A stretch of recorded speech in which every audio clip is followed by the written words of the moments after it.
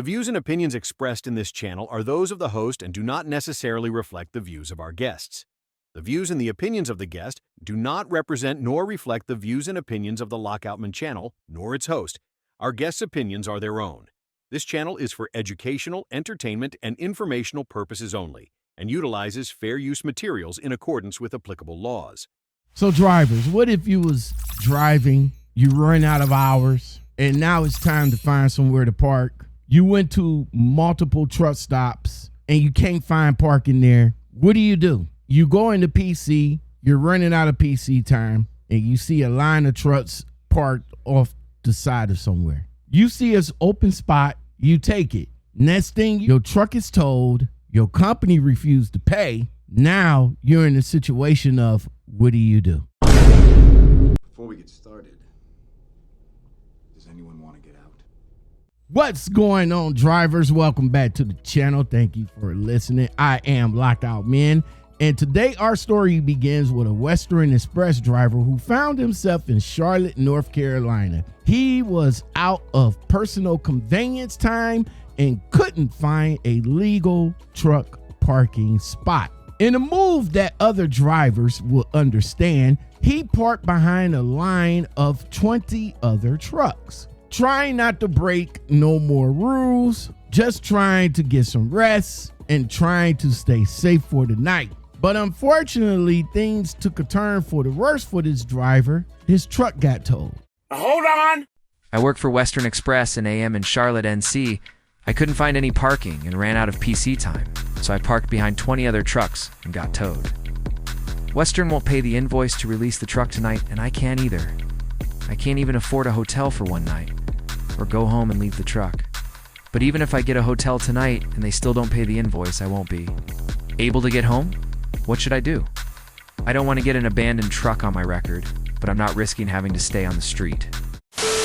Now, in a situation where you would think that the company will probably be behind the driver, Western Express decided at that point they didn't want to pay the invoice to release the truck. And the driver, well, of course he can't afford it. Can he get a hotel? Maybe, because he can't sleep on the side of the street, can't sleep in the truck because the truck is behind a secure building or in a secure parking lot where he can't sleep. So what do this driver do? This driver is in a messed up situation. He can't get home. Again, he probably could get a hotel because your tow truck driver will probably be nice enough to drop him off there. But he's in an unfortunate situation right now. What do? Do he just up and walk away from it and risk getting abandonment? What is he supposed to do in this situation, drivers? Well, look, here's the thing. I'm blessed that I was never in this situation. I have been booted before, and at that time, the boot only cost me $500. The company paid for it. I just paid the company back throughout my settlements. But I was fortunate that I was never told and I was never booted again. Driving these highways, man, with the stress that comes along with it, parking is like the number one stressful situation out here for these drivers. If you get there too late, you won't be able to park. And if you can't be able to park, you have to find somewhere to park.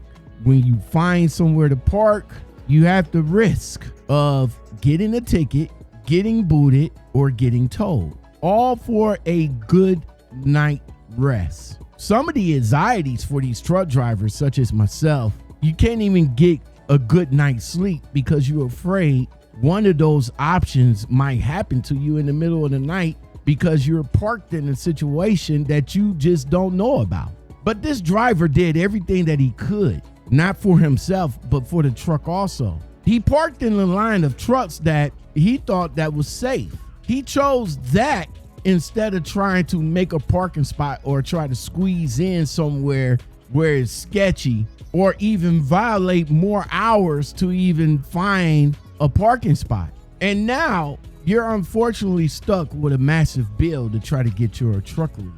No support from Western Express, nowhere to go. You're pretty much stranded for that matter. But honestly, it's not even about a mistake. It's now about your survival out here. You're being responsible by not abandoning the truck, but at the same time, it's not responsible to expect somebody to sleep outside of it either. See, Western Express, the Black Ops company, which I'm going to start calling them from now on because they're doing Black Ops activities, they should be stepping up. They should be 100% behind the driver no matter what. Pay for the bill so that the driver can get back into his truck so he can have a good night's sleep, or at least get back into the truck.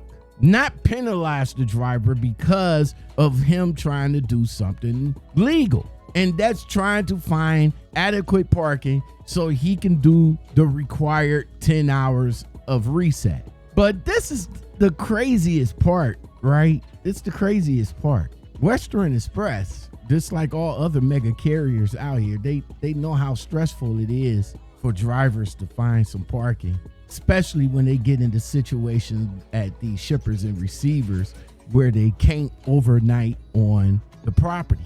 Now, unfortunately, I don't have a quick fix for this. I kind of wish I did, but this feels like one of those moments where you have to turn around and start documenting everything. Times, locations, communications, and make sure that your voice is heard in this situation. Because if it comes to it, you might have to abandon the truck. You basically protecting yourself.